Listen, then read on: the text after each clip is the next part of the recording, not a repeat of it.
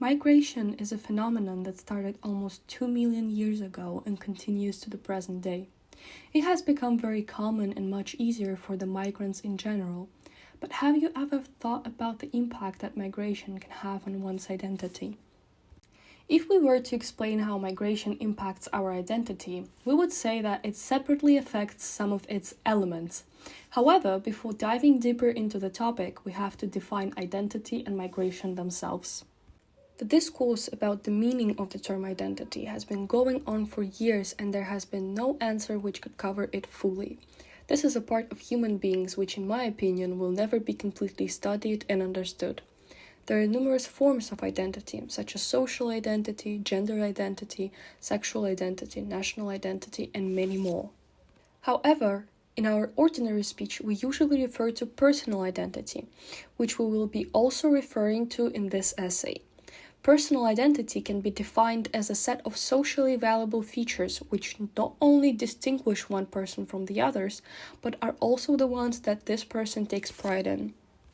Besides, it is well known that identity is something that is constantly developing and changing throughout our whole lives, being shaped by a variety of factors.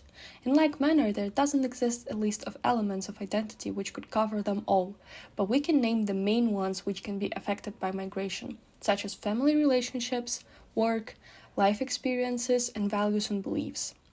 It is important to mention that some core identity characteristics cannot be affected by migration, such as your ethnicity, physical features, and abilities.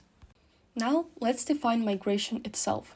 According to the Oxford English Dictionary, migration is the movement of a person or people from one country, locality, place of residence, etc., to settle in another.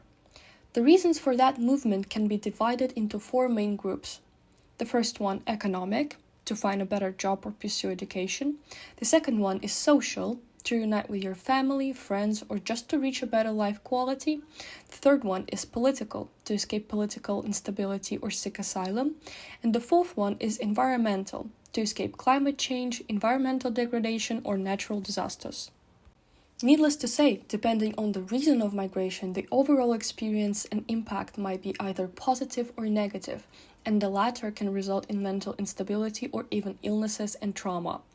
Moreover, it is important to mention that migration can be both legal and illegal, which also greatly affects the resulting impact. Unfortunately, illegal migration almost always has a negative impact and commonly causes trauma due to the level of stress while trying to cross the border. Now, let's see what negative impact migration can have on the elements of our identity. When it comes to the impact of migration on our family relationship, it has a variety of possible scenarios. For instance, if the migrant and their family members end up in different cities or even countries, it can cause a loss of close relationship between them, therefore causing the loss of connection between the past generations and the future ones. Moreover, it is not uncommon for migration to become a cause of losing the cultural heritage of the family due to the change of the environment. Work is another very important element of our identity, which can even be its foundation and is strongly affected by migration. It is not only hard for migrants to find a job, but also hard to adjust to the new working conditions, no matter what speciality a person has. These problems can affect not only the mental stability of a migrant, but also the quality of life in general. It is also important to mention that even the most common experiences for the migrant, such as getting groceries, navigating around the city, and keeping financial track, become totally different, therefore extremely problematic. For that reason, the person goes through a long process of adjusting, which commonly harms the stability of the human psyche. The last element of our identity that we are going to discuss is values and beliefs. After migrating, you will inevitably start to notice the differences in the mentalities of the countries. The values and beliefs in your new home can be drastically different from those in your motherland, and that can result in troubles with building new communications. Moreover, while discussing the migration topic, we can't help but mention the importance of inclusion. The stories of migrants who face discrimination after moving are coming from all over the world, and it should not be acceptable. Discrimination forces migrants to separate themselves from society, which will inevitably result in significantly harming the person's psyche, as socializing is one of the core human needs. Of course, these examples will not necessarily occur in the experience of everyone.